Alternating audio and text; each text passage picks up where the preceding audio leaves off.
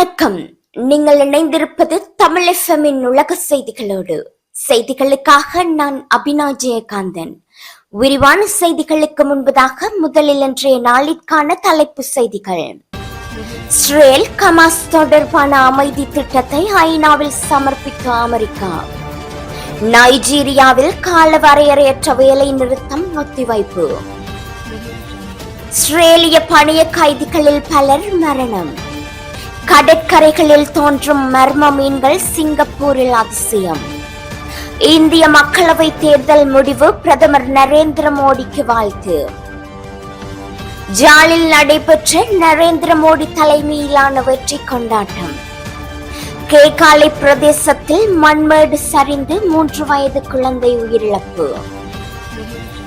சுரந்த வாசனை திரவியங்களின் விநியோக சங்கிலியில் பயன்படுத்தப்படும் குழந்தை தொழிலாளிகள். தொடர்வன விரிவான செய்திகள். இஸ்ரேல் ஹமாஸ் தொடர்பான அமைதி திட்டத்தை ஐநாவில் சமர்ப்பித்த அமெரிக்கா. அமெரிக்க அதிபர் ஜோ பைடன் வெளியிட்ட காசா போர் நிறுத்தத்தை அமல்படுத்த வேண்டும் என்று ஐநா பாதுகாப்பு அவையில் அமெரிக்கா ஒரு திட்டத்தை சமர்ப்பித்துள்ளது. இந்த ஒப்பந்தத்தில் மோதலை முடிவுக்கு கொண்டு வருவதற்கும் அனைத்து பணைய கைதிகளை விடுவிப்பதற்கும் ஹமாஸ் அதிகாரத்தில் இல்லாமல் காசாவை புனரமைக்கும் 3 சட்டங்கள் தெரிவிக்கப்படுகின்றன.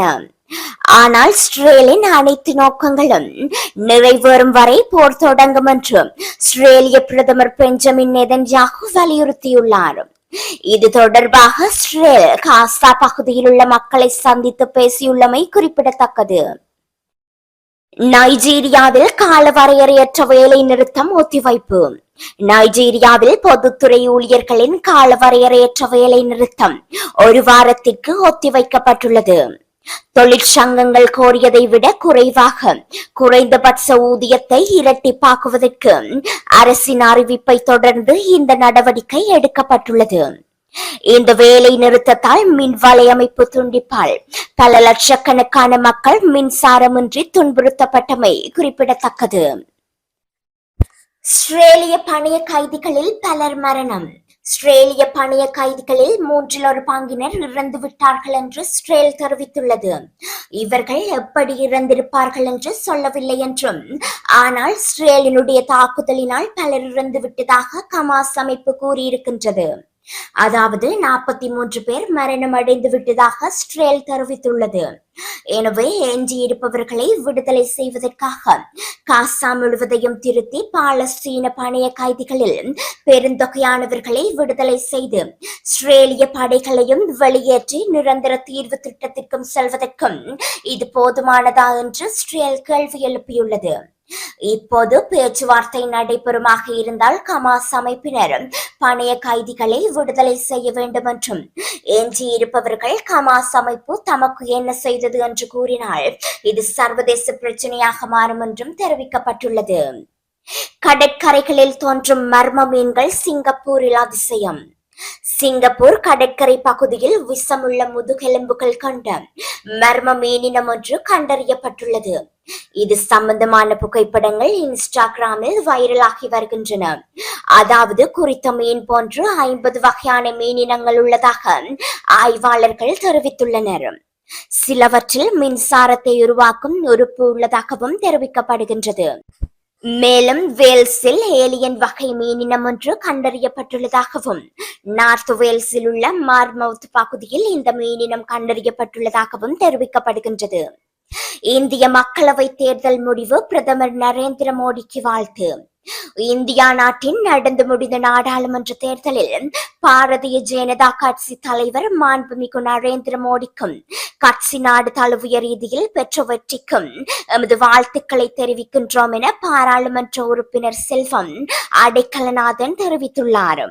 தங்களின் தலைமையில் பாரதிய ஜனதா கட்சி தொடர்ந்து 3வது தடவையும் நாடாளுமன்ற தேர்தலில் வெற்றியை பெற்று ஆட்சியை அமைப்பது தங்கள் மீது மக்கள் கொண்டுள்ள அதீத நம்பிக்கையை பறைசாற்றுகின்றது எனவும் தெரிவித்துள்ளார்.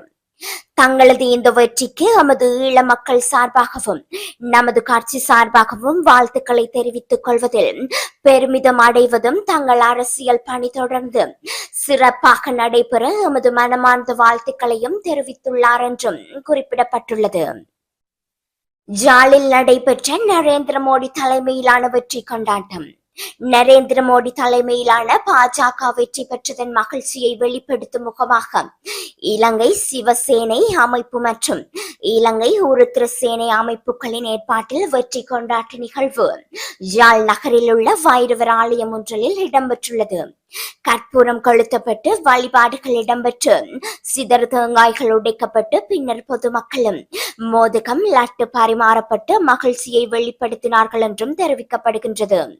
மேலும் பட்டாசு கொளுத்தியும் வெற்றியை கொண்டாடியுள்ளமை குறிப்பிடத்தக்கது.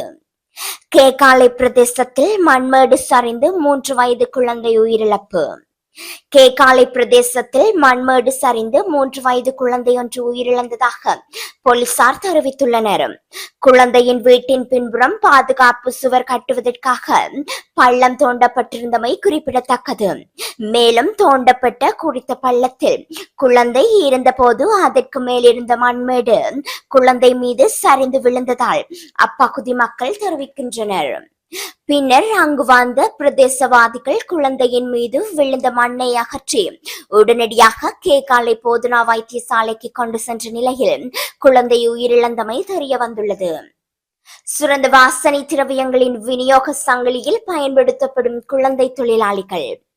உலகில் சில ஆடம்பரமான வாசனை திரவிய நிறுவனங்களின் விநியோக சங்கிலிகள் குழந்தை தொழிலாளர்கள் பயன்படுத்தப்படுவதை ஊடகங்கள் தெரிவித்துள்ளன. 2023 ஆண்டு ஜாதி மல்லி பூ பறிக்கும் காலத்தில் எகிப்தில் உள்ள 5 வயது குழந்தைகள் இரவு முழுவதும் ஆபத்தான நிலையில் வேலை செய்து ஒரு நாளைக்கு $1 மட்டுமே சம்பாதித்தமை சான்றுகள் மூலம் வெளிப்படுத்தப்படுகின்றது. இவ்வாறாக இன்றைய காலத்திலும் இவ்வாறு குழந்தை தொழிலாளர்கள் பயன்படுத்தப்பட்டு வருகின்றமை குறிப்பிடத்தக்கது.